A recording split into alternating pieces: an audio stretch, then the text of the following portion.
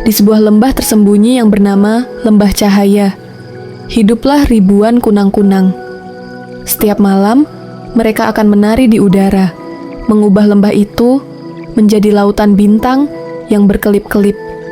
Di antara mereka semua, ada seekor kunang-kunang kecil bernama Kiko.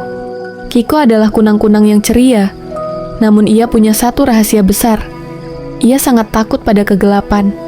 Setiap kali senja mulai turun dan bayangan pepohonan memanjang, Kiko akan merasa cemas.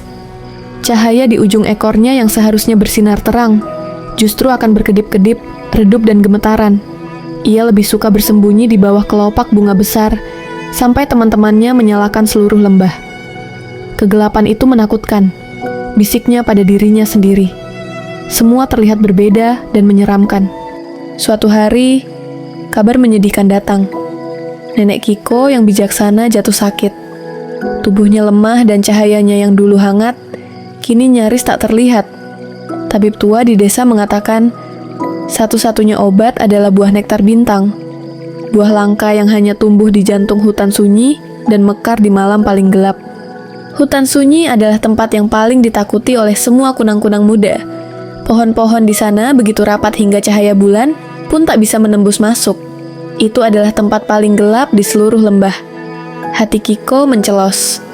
Pergi ke hutan sunyi adalah mimpi buruknya.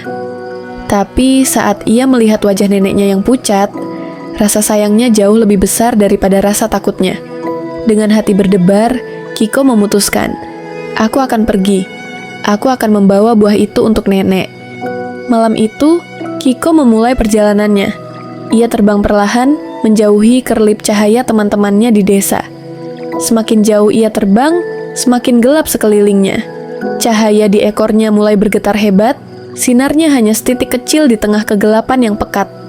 Halo, sapanya dengan suara gemetar, berharap ada yang menjawab. Tapi yang terdengar hanyalah gemerisik daun dan suara jangkrik. Ia sampai di tepi hutan sunyi. Udara terasa dingin dan suasana begitu hening. Kiko hampir berbalik. Rasa takut menyelimutinya, seperti selimut tebal. Ia memejamkan mata, siap untuk menyerah. Namun, di dalam kegelapan matanya, yang ia lihat adalah senyum hangat neneknya. Ia teringat cerita-cerita neneknya tentang keberanian dan cahaya hati. Tiba-tiba, ia mendengar suara berat dan bijaksana dari atas. Apa yang dilakukan cahaya kecil sepertimu di tempat segelap ini? Kiko mendongak dan melihat sepasang mata besar milik Pak Huhu, seekor burung hantu tua. Aku takut Pak Huhu, cicit Kiko. Tapi aku harus mencari buah nektar bintang untuk nenekku. Pak Huhu tersenyum lembut. Anak kecil, kau salah mengerti tentang kegelapan. Kegelapan bukanlah sesuatu untuk ditakuti. Justru, di dalam kegelapanlah sebuah cahaya kecil menjadi paling berarti. Pak Huhu melanjutkan, cahayamu tidak diciptakan untuk bersinar di tempat yang sudah terang.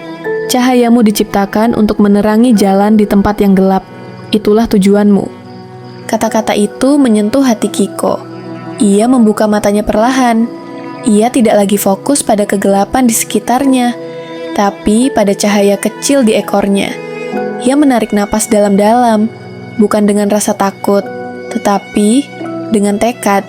Ia memikirkan neneknya, memikirkan betapa ia ingin melihat neneknya tersenyum lagi. Dan keajaiban pun terjadi. Cahayanya yang tadinya gemetaran, kini mulai bersinar dengan stabil.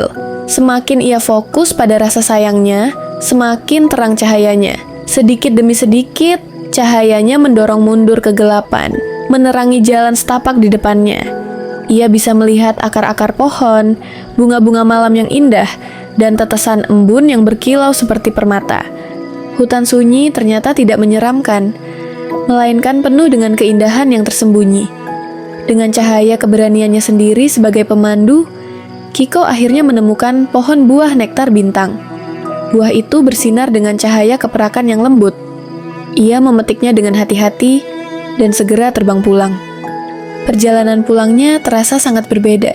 Ia tidak lagi takut. Ia terbang dengan percaya diri, cahayanya bersinar terang dan bangga, menjadi lentera kecil di tengah hutan sunyi. Ketika Kiko tiba di rumah, Ia memberikan buah itu pada neneknya. Setelah memakannya, cahaya neneknya perlahan kembali bersinar hangat. Sang nenek memeluk Kiko dengan erat. "Kau berhasil, cucuku. Kau menemukan cahaya paling terang di dalam dirimu." Malam itu, Kiko tidak lagi bersembunyi. Ia menari di langit malam bersama teman-temannya. Cahayanya bersinar paling terang di antara semuanya. Ia sadar bahwa keberanian sejati bukanlah saat kita tidak merasa takut, tetapi saat kita tetap melangkah maju demi sesuatu yang kita sayangi, meskipun rasa takut itu ada. Dan ia belajar bahwa cahaya terkecil sekalipun bisa menjadi harapan terbesar di tengah kegelapan.